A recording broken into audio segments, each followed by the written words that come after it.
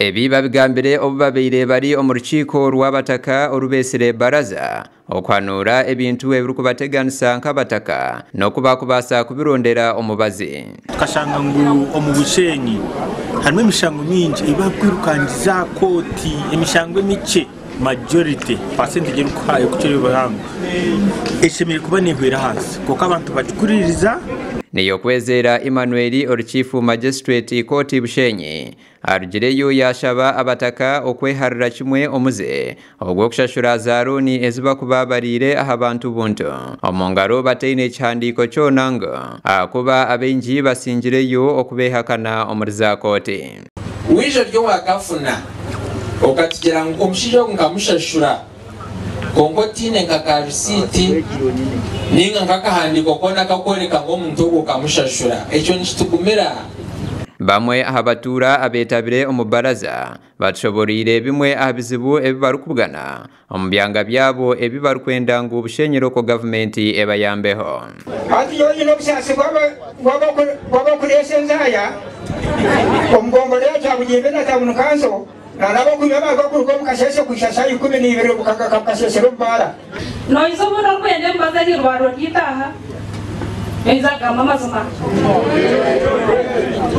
baheza kuhandikire mubazi basha kare mwenye kujuro kumporeo oshanga ngu echo kubasa kufana wone mbazeje enchi Beitu n'obubarabe bamwe batushoborire ebizibu ebibakyine omu byanga byabo heine abamwe abasimire gavumenti abo kubakwatiraho nka programu ya PDM hamwe na security omu byanga byabo.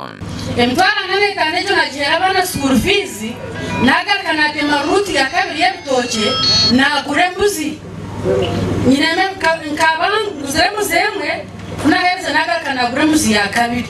Dr. Steven Twinomgisha ODHO wa Bushenyi ayirekera obutashemererwa bwa nyuma y'okushanga ngu abantu ba Kyabujimbi Town Council tebeine kabuyonjo z'okwejuniramu aho atushoborire ngu abamaka 22 nebejunira aho bareba nkaha mihanda hamwe n'ahandi.